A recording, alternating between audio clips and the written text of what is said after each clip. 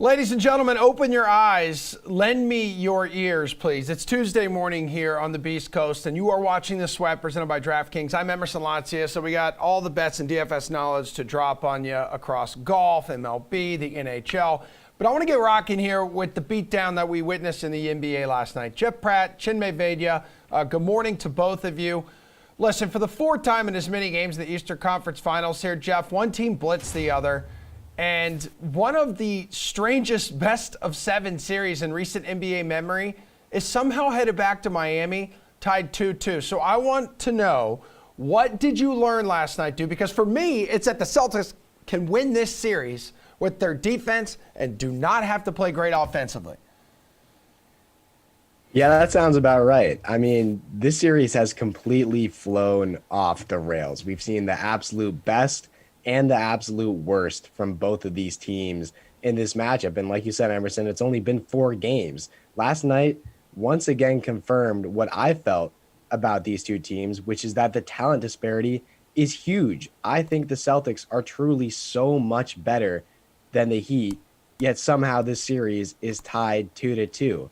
At this point, if Boston loses this series, it will be because they beat themselves. Obviously, there are some potential injury concerns moving forward. Will Robert Williams be able to play in the next game? Will Marcus Smart be able to suit up? Tyler Hero, how will his groin respond after getting a day to rest? But the Celtics are the better team in this matchup. I think they should be able to win 2 out of 3 games here. And you're right, their defense is just swarming Miami. They don't have to play excellent offensively. I don't think they've played great offensively throughout this entire series, but they have enough to get it done. They just have to get it done. Dude, Chinmay, I was in that arena last night for this game, and I'm watching it, and there's about like 3 minutes left in the first quarter, and the Heat have 1 point. Like, they missed their first 14 shots. Not to mention here, Chinmay, their starting 5 combined for just 18 points last night. That's the lowest ever since this stat was started to be recorded back in the early 70s here, man. How pathetic was that performance last night, or was it more of what the Celtics were doing? Let's be very clear. This was an embarrassing performance for the Heat on all fronts, and there's just no excuse for that coming out like that in a game where if the Heat win this game, they go back home with a chance to close out the series. There's no excuse for Miami to come out with that type of performance, and obviously from a betting standpoint, you can't predict a team to start 0-14 from the floor, and that's really going to hurt some bettors when it comes to team totals and overall totals. So the Heat were terrible in that game, but let's also not give the Celtics too much credit here. The Celtics didn't shoot the ball all that well throughout this game either. The real difference here, which I think the countdown crew at the beginning of the game talked about, was the foul calls. The Celtics got a lot of foul calls, and granted, they were being much more aggressive than the Heat in this game. And the discrepancy was the free throw line. If you go back and look, the Heat were poor from the field. The Celtics were poor from the field. The Celtics did get the rebounding edge, but other than that, it was the free throws. And Boston was just more aggressive in a game that they absolutely had to win. And that's what it comes down to for this series, is who's going to be more aggressive, who's going to play through some injuries, and who's going to ultimately take those 50-50 balls, grab those 50-50 chances, and make the key plays when they need to be made. That's what it's going to come down to in these last 3 games. The knock on Miami this year has always been that they can beat any team on any given day, but because they don't necessarily have that top-end talent, or at least what many people think isn't top-end talent, they can be beaten on any day as well. So we're going to see who can grind out these last 3 games, because I think it's going to go 7. I think we're going to get a Game 7 in Miami to decide who reaches the NBA Finals from the Eastern Conference. I mean, the Celtics also cutting down their turnovers by about 2/3 compared to the game before, but Tatum leading all Celtics in double figures here with 31 points. Again, the starting 5 for the Heat combining for just 18. And the Celtics now 5-0 following a loss this postseason. They still have yet to lose back-to-back games. It's just really incredible stuff to see. Also, the way Jason Tatum is bouncing back. Let's go to tonight's game, guys. Let's go to the West. Dallas looking to avoid being swept. Very small favorites. 1-point favorite on the DK Sportsbook. Chinmay, you think Luka and company, they live to fight another day here, or is this thing over? It's very tough to tell because the Warriors have not been so great in closeout games this postseason. We saw in the opening round against the Nuggets, they kind of fell flat at the end of game 4 there to then force game 5. Against the Grizzlies in Game 5, they basically didn't show up to start the game, and then the plug got pulled out in about the second quarter for the starters, and that game was over pretty much as soon as it began. So we'll see if the Warriors lay another egg here, but I would take the Mavericks against the spread, just knowing that they have basically this is their last shot, their last opportunity, maybe their last game in front of their home crowd. I expect Luka to put on another show, and maybe this time, Reggie Bullock doesn't go 0 of 10 from the floor. Maxi Kleber doesn't go 0 of 5 from the floor. So maybe there's some better peripheral shooting around Luka Doncic, and the Mavs do get it done. I think it'll be a close game, but give me Dallas in this one because I think the Warriors might check out once again with a chance to close out a team. Okay, Jeff, we know Luka here will probably put up another big-time performance, but what we've learned is this team has exceeded expectations all postseason long as he needs some help if they're going to win a game. Yeah, he needs some help, and he's actually found a little bit of help throughout this series. It just hasn't been enough to get past Golden State. Chinmay, I want to be with you here. I want to say the Mavericks are going to win a game. I don't want to sweep in this series. I can't help but feel like they're done. I like to believe that they'll pick up a game, but they've thrown everything they have at Golden State throughout the series, and it's just not enough. They had 3 guys with 20-plus points last game. Yes, I understand Reggie Bullock and Maxi Kleber couldn't hit the broadside of a barn, but they had 40 from Luka. It wasn't enough. They had one guy with 40, Luka, one with 30, and one with 20 in Game 2. It wasn't enough. What more can Dallas possibly do against Golden State to beat them in this series? I just don't think they have enough, and they're not getting consistent performances from their supporting cast. So that is a major concern. But statistically, they are getting numbers from other guys. They're getting great performances from Luka. They just don't know how to beat this team, and it's because the talent disparity is massive in this matchup. So I think the Warriors are going to close it out tonight, but I'd like to think the Mavs can pick up one. Just not sure it happens. Okay, so how many points then do you expect to be scored, Jeff? Because if this total feels a little too high, 215.5, a number that's only hit once in this series? I don't necessarily think it's too high. In elimination games like this, when teams are desperate and their backs are against the wall, this is the time when defense can just fly out the window. The Warriors want to play with pace. They're more willing to build up a lead and then just trade buckets for the rest of the game until the very end because they're that confident in their ball movement and their shooters. I see a path here where Dallas comes out running and gunning tonight and we get another high-scoring affair like Game 2. So, no, I don't think 215.5 is too high. All right, where you sit on this one, Chinmay? I don't think the total is too high. It is a bit of a tricky one because, as Jeff mentioned, teams do get up and down the floor in this type of game. Dallas has its backs against the wall. It's an elimination game for them. The Warriors, I still think there's a chance they get in a bit of a lull and sort of sleepwalk through this one.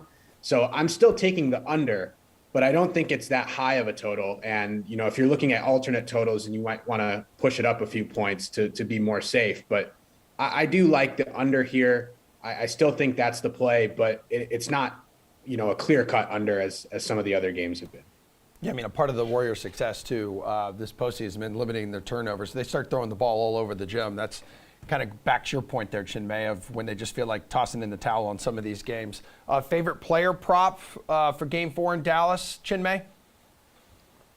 I'm going to go with the guy who's had the hot hand so far in this series, Andrew Wiggins. I'm going to go over 1.5 3-pointers. He actually went under on this in the last game, but he's hit this one in the previous 2 contests. So he's getting the 3-point attempts. He's getting open looks. So give me Wiggins over 1.5 3-pointers. I believe it's at -125 right now on DK. Yeah, he made numerous highlight plays in Game 3. I think people realize just how good this kid has become after the other night. What are you looking at here in the props department, Jeff? I'm looking at a couple of players to go over their points and rebounds total. The first is Luka Doncic at 44.5. Shocker here, but he almost hit this with points alone in each of his last 2 games. He scored 40 and 42. At this point, we know he's going to show up. It doesn't mean the Mavs are going to win, but we know he's going to do his best to avoid the sweep. I expect another huge performance out of him tonight. And then the other player is Kevon Looney, who might just be the MVP of this series for Golden State. And his number is set at 17.5 points and rebounds. He's had a phenomenal series. He racked up 33 and 21 points and rebounds in each of his last 2 games. He went from playing 15-ish minutes a night versus Memphis to around 30 per night against the Mavs, and the production has just been off the charts. As long as he remains a key part of the Warriors' rotation, he should clear this number pretty easily again, in my opinion. Before you two take off, Jeff, which other bets do you like on the DK Sportsbook for tonight? Anything that people should keep an eye on? Yeah, just quickly, looking at some DraftKings specials, I just touched on it, but I think Luka Doncic to score 40-plus points at plus 250 makes perfect sense. He's done it in 2 straight games. There's no reason he can't do it again tonight at home when his back's against the wall. I also think, going back to Kevon Looney, his numbers for points is just set at 7.5. He can clear that. He's done it in 3 straight games, just those 2. All right, Chinmay, what do you got? I like where Jeff's going on Doncic and Steph Curry with points, rebounds, and assists. I think those numbers are, kind of high when you look at them, but you see the production of both these players in this series, and you look and you think the over for both of those is the right play. They've been the most consistent players in this series, so instead of throwing out darts at some of these other guys who have been up and down, you might as well just ride with Doncic and Curry, points, rebounds, assists, over for both of them. I think those are, the safer plays for tonight. All right, dudes, thanks for the sportsbook help with that. We are going to put on our showdown goggles coming up. We're going to take a DFS look at tonight's game in the Western Conference coming up a little later. Right after this break, though, a massive, massive upset here. Sorry, in our Put Up Your Buke segment. Oh, my God.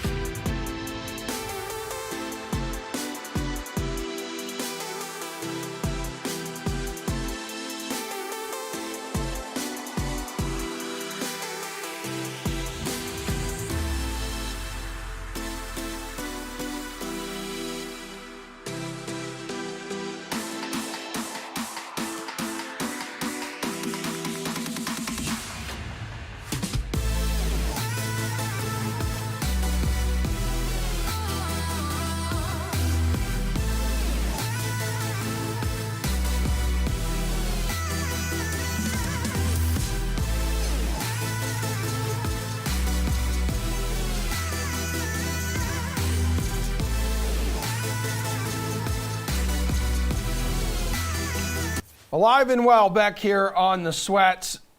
The highest rated segment in this show's, 4-year history now. Put up your bukes. Steve Buchanan, Gary and Thorne here. And ladies and gentlemen, the series is over. Wow. Gary and Thorne coming up with a series clinching victory last night. You can see last week's results here on your screen. Gare Bear taking it 4-2. A victory speech. The floor is yours. Have at it, man. I don't know. I just thought maybe there'd be a new graphic involved here. Maybe what? Maybe some effort could have been put in that department. I don't know. I mean, people said it couldn't be done. Yeah. I went down 1-0 early. Felt like the crowd really got against me at that point, but I just found something inside myself. The thing people have to understand is no one's ever believed in me my entire life. So this means a lot. That's really true. Yeah. And you're Canadian as well. Steve, this is not your best performance. You have performed much better throughout your years here at DK. Well, I mean, here's the thing. Like, people think, like, this is a bad thing for me. So now Garion has to do the heavy lifting on today's show. I just basically react to what he says. Like, this was actually a plan all along. So now for this week, I have to get up slightly earlier. Right? So now this show, I just kind of kick back with Garion. Yeah, I'll talk about something too. So he does all the heavy lifting. This is a reward for me, if anything. So, yeah, sure, Garion wins. Ooh, I'm real upset. Yeah. Please. I mean, Steve, here we go. Like, you kind of teased it. Like, as your reward for winning this series, thorn in my side. I guess we're going to call it that. That's kind of a throwback there. Or put up your thorns. Do you have a recommendation for a segment name now that this is your segment, Garion? No, I don't think it's better than thorn in my side.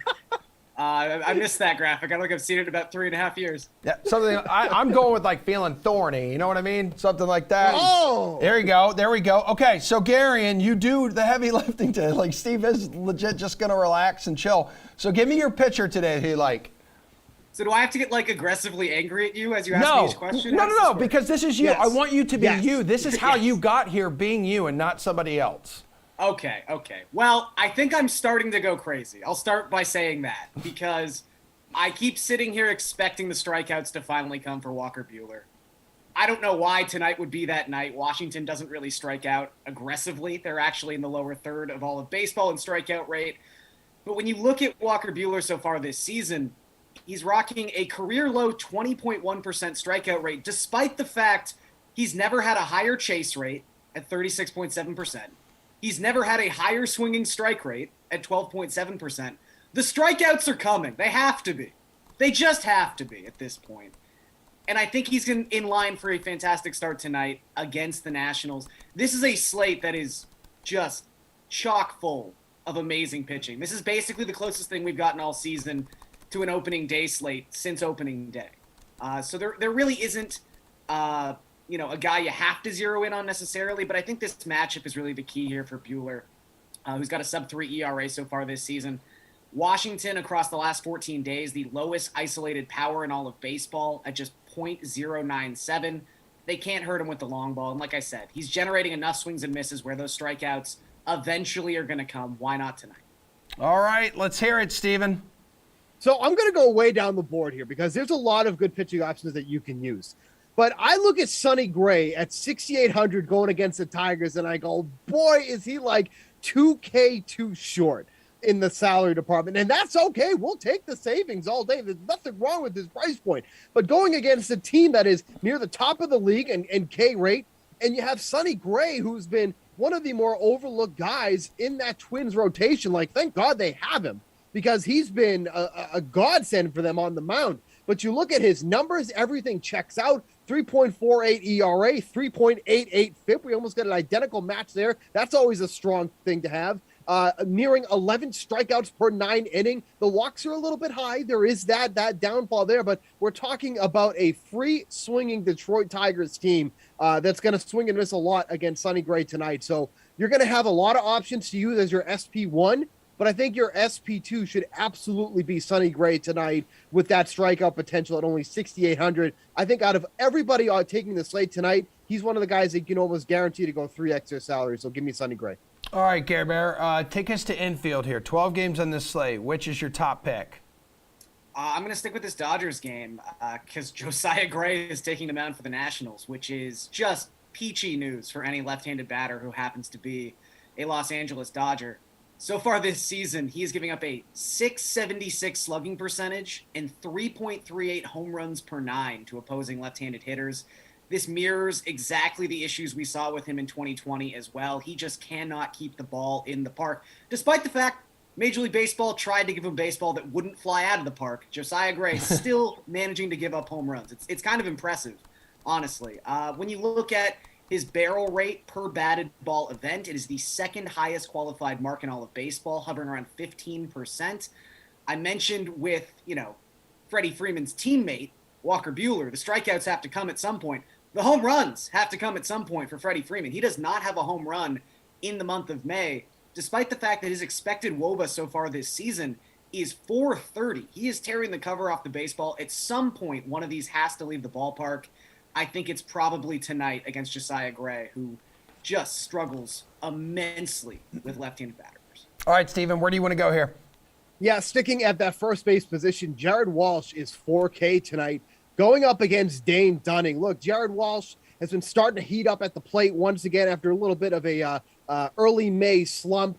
And I think this is just a great spot for him going up against Dane Dunning. All Jared Walsh has done against righties is hit for power, 224 isolated power against him to go with a 338 WOBA and a 125 WRC plus. Dane Dunning's numbers against righties have been fine, but the numbers against lefties is where he starts to trail off as well. Really struggles to find the zone against lefties as well. He has a walk rate against lefties of almost 11%. We don't want really walked for Jared Walsh, but this guy goes to show the struggles that Dane Dunning has had when facing these type of hitters. So I think at 4K, this could even be considered a bit of a value play too as well. But I think Jared Walsh in that hot hitting Angels offense, I think they're going to get to Dane Dunning tonight. Jared Walsh being near the heart of that order, giving him at 4K. All right, Gary, and how much money you want to spend in the outfield? All the money. Yeah, let's go. Not? Let's money go. is no option on this segment. Yordan Alvarez, really, really nice spot tonight against Zach Plesac. Zach Plesac is terrible. This is someone who gives up so many home runs, and he just does not generate any swings and misses, particularly against left-handed batters. He has struck out just 12% of the lefties he has faced so far this season. He's also giving up 2 home runs per 9 within the split. Yordan Alvarez is not someone you want to be going up against without the ability to get a swing and miss, because if he makes contact more often than not, it is a hard hit baseball. He also has a 425 isolated power against right-handed pitchers so far this season. I mean, the odds of him hitting a home run tonight, I just think are astronomical. So I think Yordan Alvarez, even at his price point, which is $5,600, a really nice play. Okay, who's a really nice play in the outfield, Steve?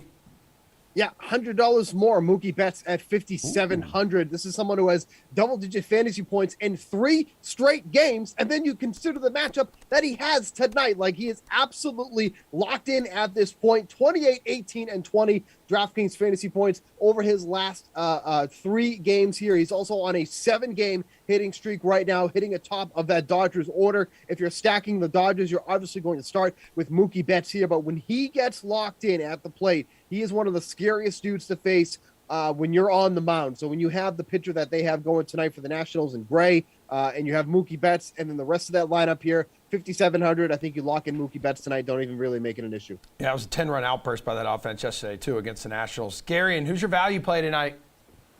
Looking at the Diamondbacks, and I think the one guy that stands out is Pavin Smith, who's $3,400. Seems like he's locked into the number 2 spot in that lineup when they face a right-handed pitcher. And the right-handed pitcher tonight, Jonathan Hazley, who has started 2 games so far this season, has thrown 8 1/3 innings, and has managed to strike out 2 batters to his 7 walks. He's got a 6.02 expected ERA. This is not someone who had much prospect pedigree to begin with. He's only up here pitching for the Royals because he has to be up here pitching for the Royals. They just don't have anyone else. He is not a major league caliber arm. And I think the Diamondbacks, who have really sort of rounded into form offensively the last 3 or 4 weeks, are going to have a big night. Smith is only $3,400 again, hitting up in the top third of that lineup. He's also got a 383 expected WOBA against right-handed pitching so far this season. That is the second best mark on the Diamondbacks. If they score a lot of runs tonight, I think Smith's right in the middle of it all. All right, Steven, value play. Yeah, actually sticking with that team. Alec Thomas, one of their top prospects who was called up not too long ago in the same matchup here. You look at his numbers against righties, and obviously this is a bit of a small sample, but a 461 WOBA, a 323 isolated power, and a 197 WRC plus. He has come up and he has produced like the Diamondbacks hoped he would, and he's kind of solidifying a spot here in this lineup here. So for a lot of the same reasons that Garion just said, and you have Thomas who's even cheaper at 2,900. And he's been hitting in a decent spot in the order too as well. They've bumped him up to the 7th spot in the lineup. Obviously not the most ideal spot in a daily fantasy purpose, but it also helps bring his ownership down. If people are stacking the Diamondbacks, they're not going to be necessarily looking to the 7th hitter. But quite frankly, if Thomas keeps hitting as well as he is, it's not going to be long until he moves up into that lineup. So maybe that isn't accordance to tonight, but you're getting a cheap power hitter hitting lower in the lineup, and the ownership is just simply not going to be there. So for all the reasons that Gary just mentioned, giving Thomas at much lower ownership in that Diamondbacks lineup. All right, final topic here in this legendary Put Up Your Thorn segment. Gary, what is your bet tonight? Well, we've already changed the name of this segment like twice today, so let's change it again to Hidden Jewels, because I'm going with the Julian Edlow special of stacking parlay. Oh, there we go. No. Right on cue. What a loser. So creepy. I'm just going to parlay 2 heavy favorites tonight. I'm going to go with Dodgers money line, Diamondbacks money line. If you parlay those 2 together on the DraftKings Sportsbook, it is plus 121.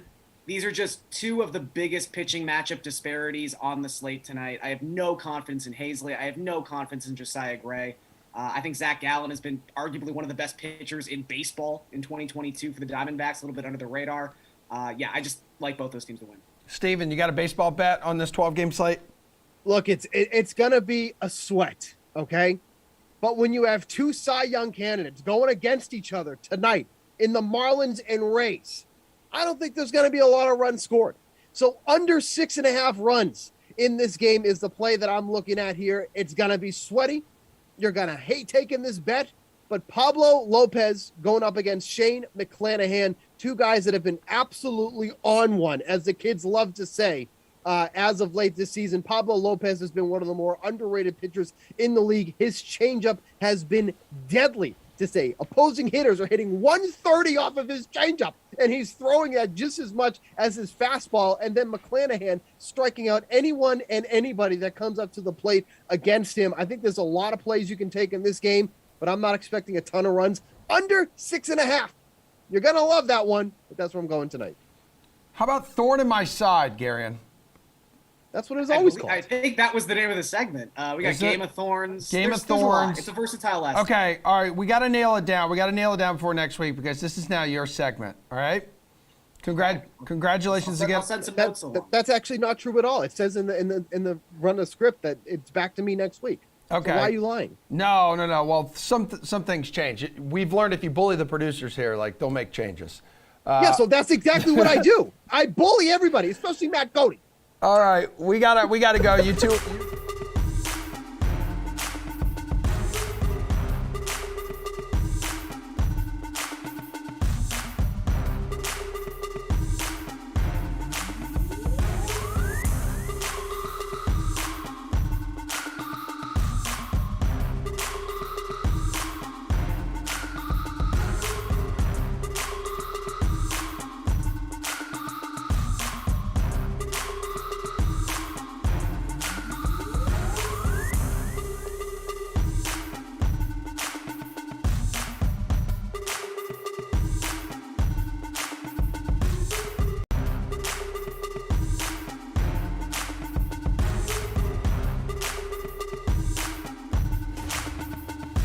All right, last night in the NHL, we got one team moving on, breaking out the brooms, another team going home after reportedly a long night in a certain establishment. And then you have one team now on the brink of elimination. Let's bring in a couple of our hockey heads here, a couple hockey gurus. So we got Anadua, we got Paul Bruno hanging with us here.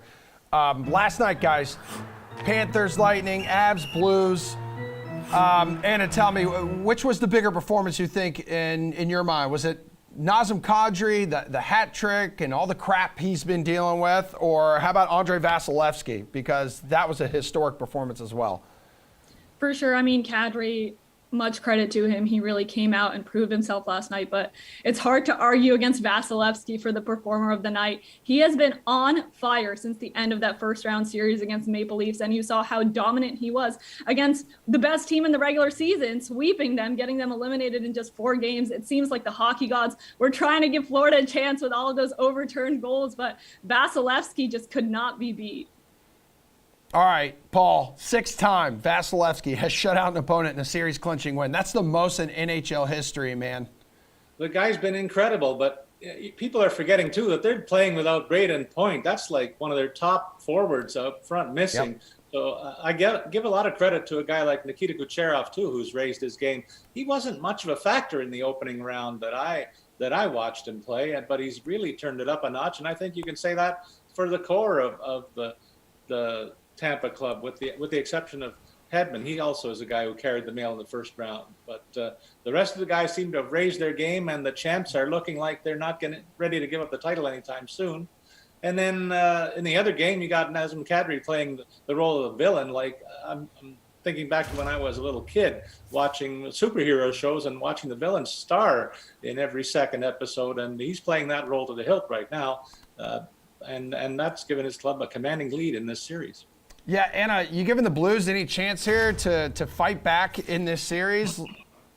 You know, I wouldn't discount them just yet. There was a point in that game where they got within 1 after Colorado had a pretty dominant lead to start off the game. And, you know, the Blues performed really well towards the end of that first round against the Minnesota Wild, a team that in some ways does play similarly to the Colorado Avalanche. So there are some players like David Perron, Ryan O'Reilly, who have shown up in this series. So I wouldn't count them out just yet, but they have an uphill battle to climb for sure. Yeah, you could get them to win the series right now, plus 1,500 on the DK Sportsbook. Avs heavy heavy favorite, minus 3,000 there to close it out in the next game. Let's go to tonight. Favorite play at the center position, Anna. Who you got? So I'm going a little deeper in the lineup, and I'm taking a look at Jordan Stahl of the Carolina Hurricanes. He had an assist in that Game 3 against New York. And, the biggest roadblock for the Hurricanes this postseason has simply just been playing away games. They're 0-4 on the road, but Stahl did have that multi-point game against Boston, 1 goal, 1 assist in Game 4 in Boston in the first round. So if he has a similar performance like that, that'll be critical so that they don't head back to Carolina with the series tied. All right, where are you going here, Paul? We got a couple Game 4s. Hurricanes, Rangers, Flames, Oilers, baby. I don't know how you can say no to Connor McDavid. With 23 points in his last 10 games and 40 shots on goal, that shot rate has risen dramatically, actually. Looks like somebody told him he's lost the Hart Trophy because he's not the best player in the league, and he's using that as motivation. He's going to be well worth the price, no matter what it is in DK play, I think. But I don't discount the Calgary Flames trying to make this a series still. They got roughed up in the last couple of games offensively. They'll make amends for those last 2 poor performances in this series and with a bounce back effort tonight. So I'm going to look over there to their first line center, Elias Lindholm, and the Flames top line to answer big time tonight. And the cost to getting a guy like Lindholm is only $6,400. Looking at the other game, I also like the Rangers to square this thing at home. Mika Zabana has been playing inspired hockey for them. He got 2 points in the last game. I look for another similar effort. He only cost $6,800, largely because the consensus among observers like us is that the low-scoring nature of this series is going to continue. But I think he's going to do enough to merit that price tag. Yeah, Paul, $3,000 less than Connor McDavid. That's where Zibanejad is sitting right now. Which wingers are worth rostering tonight, you think, dude? Well, it's worth noting that Leon Draisaitl's listed as a winger tonight, not as a center, so that's a key difference. And his price tag is $7,500. If you believe that the Edmonton offense is going to go through the same two-headed monster as always, that's a good price tag. But I like Evander Kane if you're going to go with Edmonton. He had a hat trick in the last game. He's leading all goal scorers in the playoffs, still only priced at $6,300. That's where I would go if I'm taking the Edmonton team. But I said, look for Calgary to tie this up. So I'm going to go to the other side of the ice. Matthew Tkachuk leading the Flames offense in the playoffs. He's got price tag of $6,500. Calgary strayed from their physical checking style of game, trying to go run and gun with the Oilers. I think they'll revert to their bread and butter, and he'll be front and center. If you want to save money here on the wing, though, Artemy Paneran is a perennial point-per-game player that nobody talks about much about, like some of the other big boys in these playoffs. It costs only $5,800 for the Rangers tonight. Well, you got to go back to Edmonton and take a look at some of the cheapies that they have on the wings. Ryan Nugent Hopkins and Zach Hyman both at $4,500, despite the fact that I've noticed them every game in these playoffs. And 5 wingers that'll cost you at least $6,000. For sure. And, Paul's said enough wingers to give people a bunch of different options, but I think I'm going to hit one of the ones he didn't talk about. He talked about his line mate in Mika Zabana. What about Chris Kreider? So he scored a goal. He had 4 shots on goal in that Game 3. 50-goal season in this past regular season. He's going to be a huge part of New York's effort to even out this series before they head to Carolina. Zibanejad playing well. He's on the same line as him. So I would take a solid look at Chris Kreider or Paneran, as Paul mentioned. Panarin's another good option. And then you can't really go wrong with anyone in the Edmonton top 6 right now either. And how about a blue liner you think you need in your lineup? So to save Calgary series, I'm actually taking a look at their blue line. I'm going Rasmus Anderson. He had a 3-point game in the first game of this series against Edmonton. He's really going to need to show up to stop this super power Edmonton offense that just dominated in Game 3. And, he had a career high season, hitting 50 points for the first time in his career this regular season, playing with Noah Hannafin, who hasn't shown up as much as he would have liked to in these playoffs, but also he came off of a career high season as well with 48 points in the regular season. So I expect the Calgary blue line to show up. Okay, what do you want here back on the blue line, Paul? I like the look of the Calgary blue line in this one. I'd go with Noah Hannafin as my strongest consideration. He's got a heavy workload at both ends of the ice, blocking a ton of shots that enhances his DK scorebook on a nightly basis, costing $5,100. But look at Edmonton. That offense is flying through the power play, and right now, Tyson Barrie is the guy that's the linchpin back there, coming in at only $3,700. That looks like a steal if you think the Oilers' offense is going to go through that power play again. And over in the other game, can't overlook Jacob Trouba. He's been a tremendous value most nights because, again, he is a guy who was one of the shot block leaders in the playoffs, got 20 in the last 10 games to go along with the power play minutes. In fact, that he's up around 25 minutes a game. I think he's going to be a factor in any offense the Rangers generate this evening for $4,800, a very favorable price tag. And Anna, I saw you tweeting this morning too, just how strong Mike Smith has been at home this postseason. A couple shutouts there, nearly 9.48 save percentage. 9.48 save percentage. He's been awesome at home. Had 2 shutouts against the Kings at home. He's just been like dominating when he's on home ice, almost at the .950 mark. So you can't discount the factor that Mike Smith has played into this series. And Calgary's really going to have to put in some effort to throw him off his game right now. And Paul, 40 years young, man. I know he's really turned back the clock, and I just can't see him holding off the Calgary offense tonight. I think we're going to see a long series here, and so I'm taking a look at a Calgary stack this evening. All right, you two were fantastic as always. We'll head back to the NBA, but we'll talk some DFS right after this very quick break.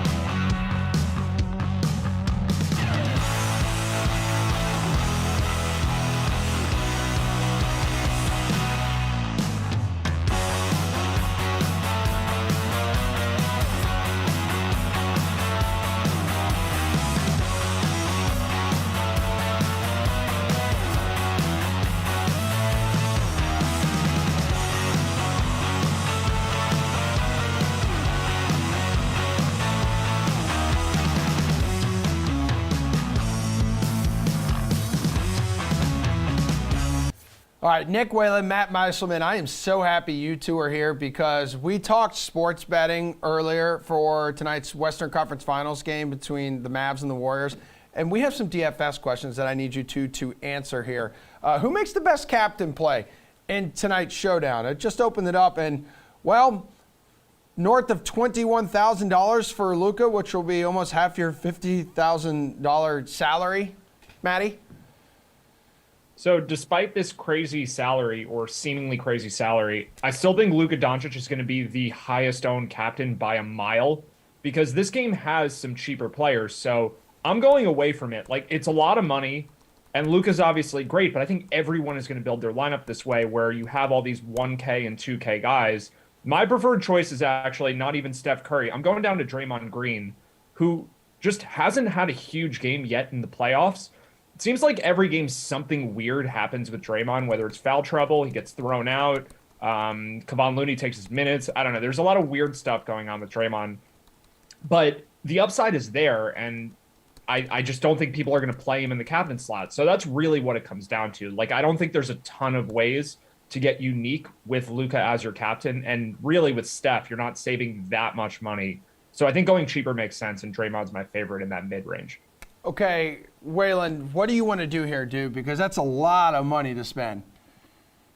Yeah, Matt's right about Luka. I think I maybe disagree a little bit in that it'll be a popular play because you really have to scrape the bottom of the barrel. If you captain Luka Doncic, like, yes, there are technically a number of players who are listed at 2,000 or below, but, like, you know, how much do you trust that Dwight Powell, you know, he's even at 3,000. That doesn't even qualify. You know, we're talking Sterling Brown, Trey Burke, Moses Wright, you know, maybe Jonathan Kuminga picks up some minutes if it's a blowout. Like, I just really don't like the options when you get below, you know, Dwight Powell at 3,000, Bertans at 3,900, you know, even Kleba at 6,300. I guess, oh, sorry, those are their captain salaries. I'm all turned around. Either way, I don't like a lot of the lower end options, especially for the Mavs, who are coming off of a game in which their role players just completely no-showed. I mean, Maxi Kleba looked like he didn't even want to be out there at times in the second half. Dallas needed wide open threes. He's passing them up. You know, I think you have to look at someone like Draymond Green, like Matt said. You have to look at maybe Jordan Poole, who's been vastly outperformed by Andrew Wiggins in this series, fantasy-wise. But, you know, if you think back to round one and round two, some of the games that Jordan Poole had, you know, 50-plus point DraftKings point upside. You know, if you want to try to go for the win in this contest, I don't mind rolling the dice with Poole. Yeah, nearly 57 points per game is what Luka has been averaging in the Western Conference Finals against Golden State here. Where's the value in this contest then, Matty? You seem to think there is some? Well, I'm not sure if I want to play the value, but I think that most people are going to gravitate towards Moses Moody. Otto Porter Jr. is the guy that's out for this game, so I think it opens up some Warriors minutes. But I'm going to go back to Maxi Kleba at $4,200. He looked as bad as possible last game, and I just think no one's going to play him. So he's not really, I don't know if he's quite the value play in terms of points per dollar projection of some of the guys that are a little cheaper. But I think the guys down around $1,000 like Juan Toscano Anderson and Moses Moody and Davis Bertans, who took some of Kleber's minutes, I think that more people will play those guys to be able to fit Luka and Steph and some other high-priced players. So to me, Kleber probably is the most contrarian of this range, and there's nothing encouraging about the way he played last game. Really, it's just he had a good season, and he's had stretches where he's looked good for most of the year. He's a very streaky player, and maybe he had a good practice or something, but it's really just buying low on a guy who I don't think people are going to want to play for this game. Okay, how about some value, Nick? Yeah, I've kind of been having the same conversation with myself about Kleber, where it almost seems too obvious. Like, he can't be that bad again, can he? But then there's also the concern of, did Dallas go back and watch that tape and see, like, this guy wanted no part of wide open threes. He's broken right now. We can't play him. It's not like he's going to be a DNP, but I wouldn't be surprised if he comes out and goes 0 for 2 right away or looks tentative. Maybe we see Jason Kidd say, look, we can't live with this right now. We need to win this game. So I think there is some pretty massive risk right now with Maxi Kleber. But I agree with a lot of what Matt said. You're almost playing the odds. Like, he just can't possibly be that bad again. I think you can make a similar case for Reggie Bullock, who's a little more expensive at 5,800. He, of course, was 0 for 10 from the field in Game 3, 0 of 7 from three-point range. But at least he looked confident. He's a similar player to Kleber in that he's just extremely three-point dependent. If he's not going 5 of 8 from 3, it's going to be almost certainly a complete dud fantasy-wise. But he at least looked like he wants to be out there. He could defend a little better than Maxi Kleber. I think his minutes are more something you can bank on. So Reggie Bullock is that guy for me. Okay, there may be some people who are deciding to fade him tonight, Nick. Is there a guy you are deciding to fade in this showdown? Man, it's really tough. There's not one guy I'm for sure staying away from. Kleber is definitely on the watch list for me. He's on the potentially fade list. I think it's probably Spencer Dinwiddie. It's kind of the opposite argument of what we just said about Kleber, where it's like, all right, Spencer Dinwiddie had another fantastic game off the bench. He typically doesn't do this twice in a row. He's kind of been a disappearing act at times in these playoffs, and all of a sudden he'll go for 25 or 30 off the bench, and then he's down to 6 points the next game.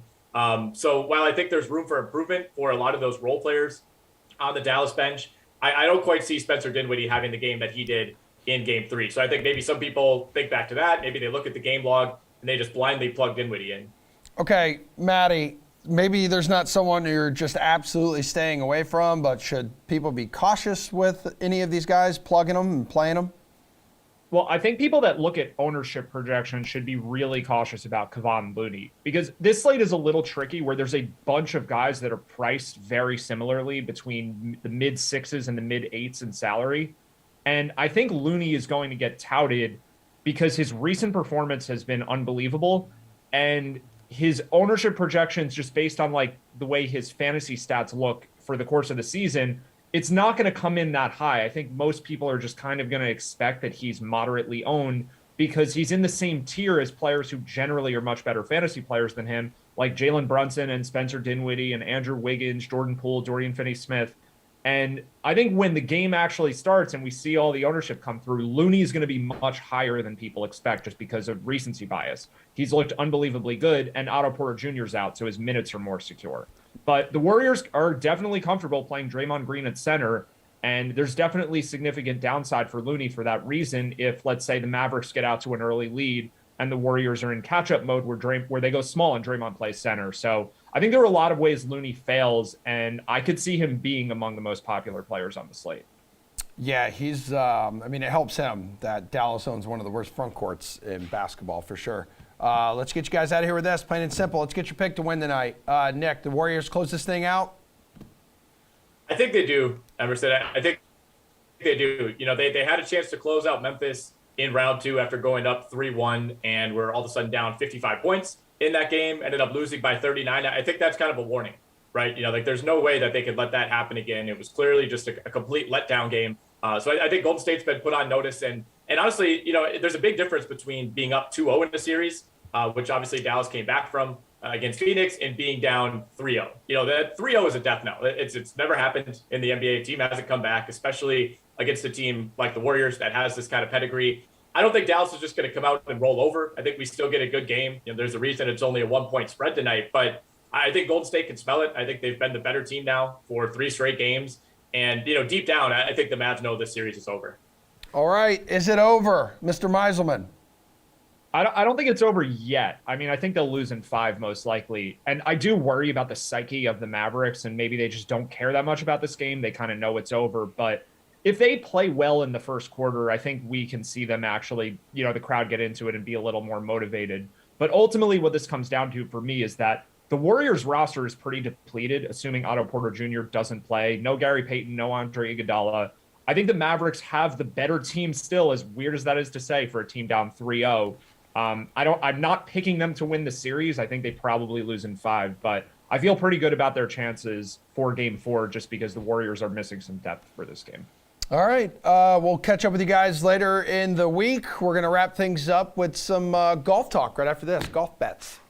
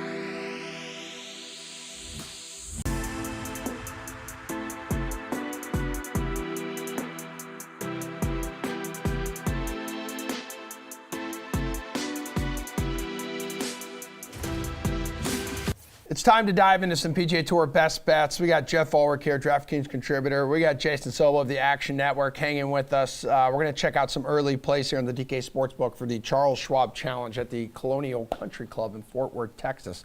But before we move on to this week, Jeff, we already heard from you about the PGA Championship, but we're talking with Jason here for the first time, dude. The PGA Championship almost wasn't memorable there, man, but it certainly was. A little overtime, a little ball in the water. Let's go. What was your biggest takeaway? Yeah, Emerson, biggest takeaway is Justin Thomas is an absolute stud. Look, I know we can look at things like, hey, the course showed out. I thought that Southern Hills looked really good, played tough, tested every aspect of a player's game. Mito Pereira kind of kicked it away at the end. He should be the PGA champion right now. Will Zalatoris is going to win multiple majors. He is that good. He's just about a year or two behind some other young players on the trajectory. Justin Thomas, though, is a stud. That's the biggest takeaway. All right, so as we go to this week, Jeff Ulrich, plus 800, Justin Thomas to win this thing. Is it a safe, is it safe to back him this week, looking for a little back-to-back at that number?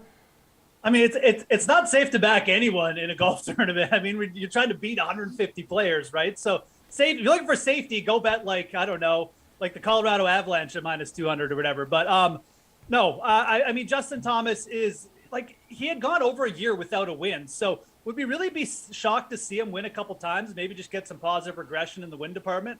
Not really. I mean, Scotty Scheffler won 4 times in 6 starts. So if he can do that, Justin Thomas could certainly win back-to-back. I'm not backing him at this course at plus 800 for the simple fact that Colonial brings too many styles into play. And then just the major hangover, such an effort to go through that on Sunday at Southern Hills. I'm surprised he's still in the event, to be honest. But at plus 800, the number's just not big enough. He's the deserving favorite, but not for me. All right. Is he for you this week, Mr. Sobel? Yeah, I'm going to lay off this week. I just think that there's too many other players a little bit further down the board. I'm staying away from the top mostly in general.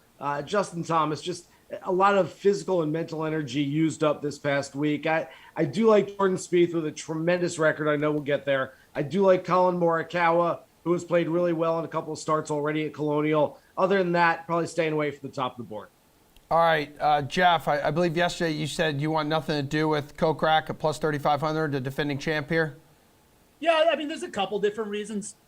He's not quite playing as well as he was, coming into this event last season. He had posted a lot of top finishes in 2021 before he came in, and then just kind of like blew the doors off with a really good, obviously, with high end putting and high end approach play.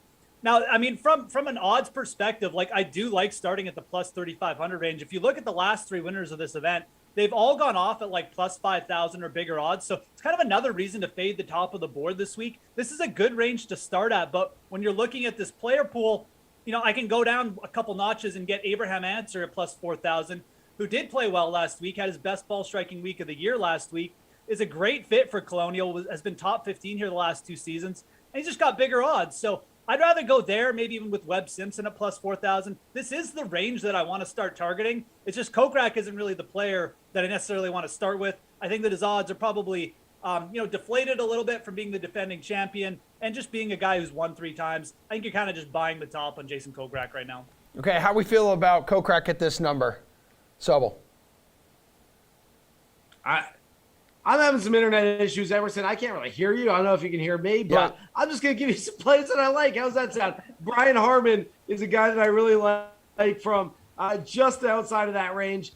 Jeff just mentioned it. That 50-1 to 65-1 range, a whole bunch of guys right around there, maybe a little bit shorter, but from Brian Harmon to Kevin Na, Justin Rose, Gary Woodland, Chris Kirk, 5 guys that are all sort of in that mid-range that I really like this week. Guys, I'm going to try to click off here, get on a different Zoom, and get right on with you in a second. But sorry about that. I couldn't hear the question. Hopefully that answers something. I don't know. It was actually very good. If you can hear me right now, Jason Sobel, give me your pick to win this week. We'll make it simple. Pick to win. I did hear that. I'm going Brian Harmon this week. Again, this is less about I love Brian Harmon. He's going to win. It's more about I'm chasing a decent number in that mid-range. I mean, if I'm playing a one-and-done kind of thing, I might go Colin Morikawa. In fact, I will in some one-and-dones that I have this week. But his number is too short. I think looking at a few guys in that 50 to 55 to 60 to 65 to 1 range, I think is the right play this week. Sobel, you are free to go. Your internet apparently needs a break, or maybe it's ours. We love you, man. We'll talk to you soon. Jeff, what's your pick to win this week? My pick to win, I'm going to go in the same range. I mean, I mentioned Abe Answer. I'll go with him. I really do like Gary Woodland at plus 5,000 too, so it's kind of a toss-up between those two. But I'm going to go Abraham Answer. Again, player was a little bit off at the start of the year. I think he's dealing with some injury issues, but he's started 3 events in a row now. He's really been building form. I love this setup for him. It's such a good setup for a guy who's third in driving accuracy off the tee. So let's go with Abe Answer, plus 4,000. All right, Jeff. Hope you have a good rest. That's it. You don't want my long shot bet? Yeah, I mean, like that. Long shot bet. I mean, that's fine. Like, I think we have. All right. So Tom, producer Tom here says we have 2 minutes. So if you want to do it, because I know you worked really hard on it, share me a couple long shots there. No, your let's go. Working. I mean, might as well use the 2 minutes. Let's use all the bandwidth we can. Steven Jagger plus 20,000 on the DraftKings Sportsbook.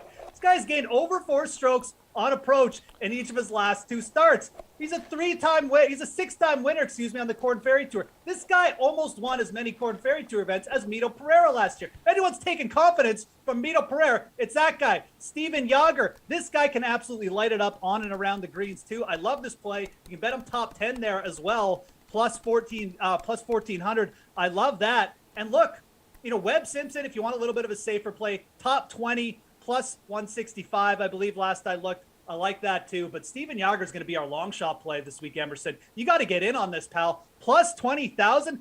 Think of all the luxury dog beds you could buy if you hit a winner at plus 20,000. My God, your apartment it would just be littered with dog beds. Yep. It's currently littered with the stuffing of one of our dog beds right now. So we could use another luxury dog bed. I'm sick of spending money on dog beds. I really am. Spend it on Steven Jagger instead. Okay. All right. Maybe I'll do that. Buy yourself a Jagger bomb. Thanks, man. I appreciate it. It's good to have you here. And and your working internet. So we're gonna do this thing again tomorrow. We'll talk more golf tomorrow, and I hope everyone has a great rest of their Tuesday. We're back at 11 o'clock Eastern Time. We're gonna have a special guest on the show tomorrow here in studio on this desk with me. And no, it's not Jessie because she's still being a bum. You have a kid, she doesn't show up to work now anymore. It's ridiculous, right? It is. All right, everyone, have a great rest of your day.